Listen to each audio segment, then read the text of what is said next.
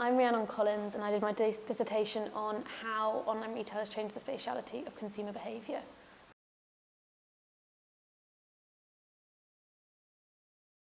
There was an essay with economic geography, and it was run by Jill Bristow, and I did it on ASOS about how the transnational corporation of ASOS has no sort of spatial ties because it's a spatialist entity, and I really enjoyed that essay, so I did my dissertation on that because I enjoyed it.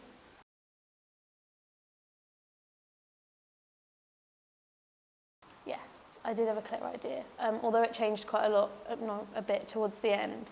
I had a relatively clear idea about what research I wanted to conduct and how I wanted to do it. So over summer, I wanted to get all of my research done so that I could come back and then just get on with the writing up of my essay, of my dissertation. So, and actually it proved to be quite a much more time-consuming process than I'd previously anticipated. So I used Twitter because I didn't actually know the people personally. So I used Twitter to speak to them and collected all my research over summer. I definitely would recommend that people to collect their data over summer because otherwise, if you have problems with it, you are in a really difficult position when you come back.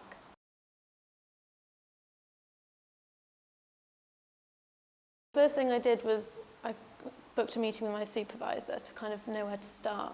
It was quite daunting initially writing a dissertation because it's such a big piece of work, and it transpired that it is just a lot of little essays, but that we write all the time, 2,000-word essays, but you don't know that when you start it. So I went to see my supervisor, and he sort of broke it down to this kind of wine glass analogy. So you start with the literature review with the broader concepts of sort of where has your dissertation sort of broadly started from, and then get much more specific as to really where this creates questions that you need to tackle and answer in your own piece of work. So I went to see my supervisor about that, and that made everything a lot clearer, but I wouldn't have been in that position had I not have done my research over summer.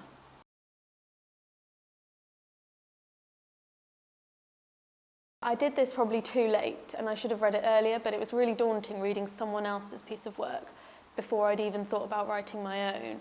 And because I wasn't quite as immersed in it in September, it was also a bit distracting, kind of getting too engrossed in someone else's piece of work. But I would recommend that for each section, rather than getting sort of caught up in what they're writing about, just look at it from a structural point of view to kind of see how they've laid it out and how they've tackled this section.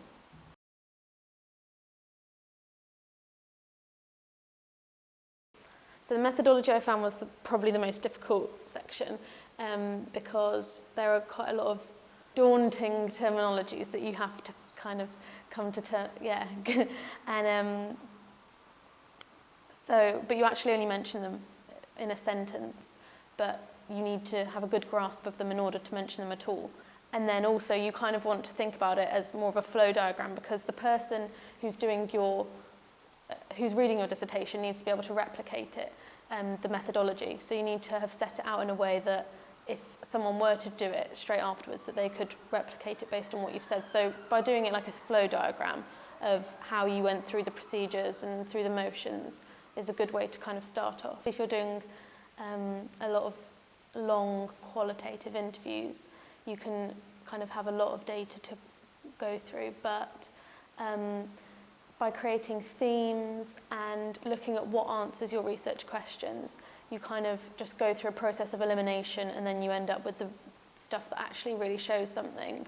You need to be able to get the quotes that don't just describe what you found, but you can also explain what that also means beyond this, rather than just saying purely, this shows that. It needs to be beyond that. So that was, once you've done that and you've got your key themes as to how you want to answer it, that really helped. And for me, I had title subheadings, which just split it up and meant that everything was a bit more kind of concentrated, focused.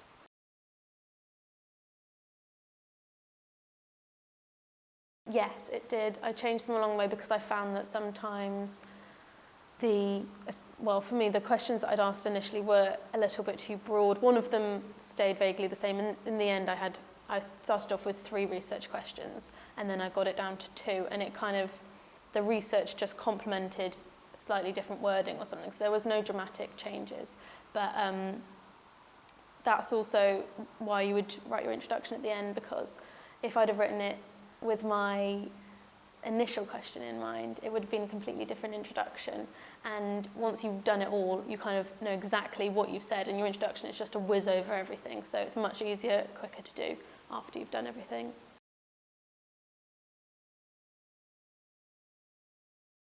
Don't go to your supervisor unless you have a question or work that you have emailed to them to look through, or you would like them to look through.